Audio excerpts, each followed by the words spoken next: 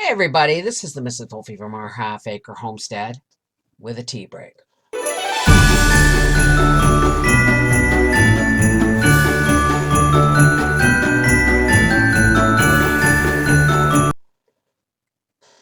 Now I know everybody's expecting a scones video today. Well, here's a to-do. After the live stream today, got all excited, was going to make scones, put my Christmas hat on, everything. Hey friends, this is the Mrs. Wolfie from our half-acre homestead. Guess you thought you'd never see me make scones again, but Nan's here, so let's do it. Today I'm making cranberry orange scones and blueberry lemon scones. I made cranberry orange scones and I made blueberry lemon scones, but I didn't even consult my own recipe. And I know that I used to bake without a recipe. And it drove people nuts when I first started this channel because I never measured anything, right? So over the years, I have measured stuff so that I could give you the proper recipes. Well, by God, I've forgotten how to cook without measuring. So I got, this is what happens when you get arrogant with your memory and your own recipes. Now, I filmed the whole thing, but in order to show you every single mistake I made, the video was going to be 15 minutes long. So here's what I'm going to do. I'm going to tell you all about it. I got everything laid out. I got my stainless steel all cleared, got Nan an apron, put an apron on. I got out my butt. Well, the first thing I did was I was substituting buttermilk for buttermilk powder and water. Well, I reconstituted the buttermilk, or tried to reconstitute it in warm water. Didn't work, and I had to set it, got all lumpy, and I had to set it aside because I used warm water and the butter has to be cold. So you don't want to mix warm liquid in with your scones because the butter will melt and you'll have a big lump. There was mistake number one. Mistake number two is I tried it again with cold water and it was still lumpy. So folks, if you're going to use buttermilk powder in your scones, sift the buttermilk powder into your flour and your baking powder, and then you can add cold, low-fat milk or even water, okay?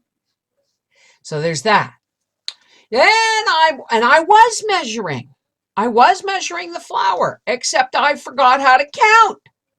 Because I said you need 4.5 cups of flour, and I went 1, 2, 3.5. And even Mom didn't catch it. So there's that. And so when I went to go ahead and make the blueberry scones, so I couldn't figure out why I was having a hard time. Oh, and the cranberries were huge. They were like grapes, right? So it was really kind of hard to get the dough all to hang together with the problems with the buttermilk and the size of the cranberries. So then I got, all right, we got those ones all cut out and put on the tray in the freezer, right? So then again, I measure the flour, only this time I put in 4 full cups. And I'm looking at my sifter going, that looks a lot more full before, and I still haven't put in the extra half cup. I said, well, maybe I measured wrong. So I'm not going to put in the extra half cup. So this one, instead of 4.5 cups, only got 4. Well, I sifted the buttermilk in and the baking powder in. And then I got it all ready. And I said, oh, I'm going to put in the buttermilk. Nope. I got to put in the blueberries first. No. So I dumped the frozen blueberries in there and went, oh, shoot, I forgot to grate the butter in. So I'm trying to work around the blueberries and roll my cold butter in flour and keep grating it fast enough so that my blueberries don't thaw out and turn everything purple, which they did. Now, has anybody caught the real mistake here? Mrs. Wolfie didn't put in any sugar. I completely completely forgot. I'm sitting here doing my live reading. The last live reading of 2020 of Little House Live will resume in the new year. I'm thinking I'm doing great, right? I've, got my dishes done and I've cleaned up my kitchen and I got beef stew going in the crock. And then I do the live stream with Nan, and then we go zip out to the kitchen and I whip up some scones and I clean up after myself. I even show how good my island cleaned, right?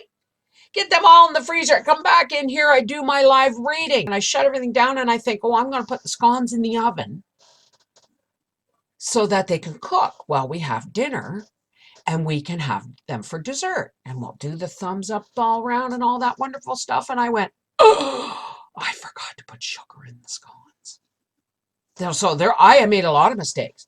So what I did was I went out and I egg washed them and I dumped probably 2 tablespoons of sugar on top of each scone. And I baked them off. They were really good. I made mistakes in both, but they were really good. So you get your thumbs up after all. But let me tell you a little bit about measuring, and making sure everything's right. Try and keep your hand in for those days when you don't want to measure. Because guess what? You'll forget how good you were at it. This is the Mrs. Wolfie from our half-acre homestead. And even with all my mistakes, they loved the scones. All right, we're going to butter up a couple of these fruit biscuits because I dare not call them scones. And I honestly think they turned out good despite the fact that there's no sugar in them, only on them. Where's the butter? There's the butter.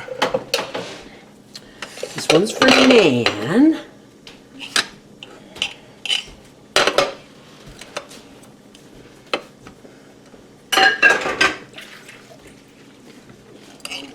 They're flaky as all get out. And this one's for Papa. Because I made blueberry ones. Or more. For you. I screwed them up too. I forgot. I put the blueberries in before the buttermilk and... That's when they turn out to be fat. I don't know about that. Hurry up, I only got 3. Awesome. But there's no sugar in them. Enough sugar on them. And I'm sweet enough. You're sweet enough, are you? Okay, here we go, Nan. I don't see with my glasses on.